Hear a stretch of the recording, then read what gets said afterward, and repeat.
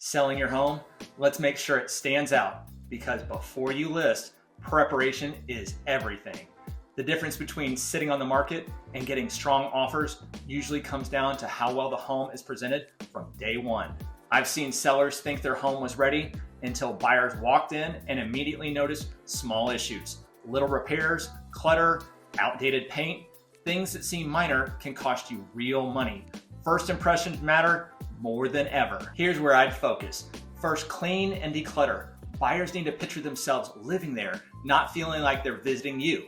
Second, handle minor repairs and boost curb appeal. Fresh mulch, trimmed landscaping, touch-up paint, it goes a long way.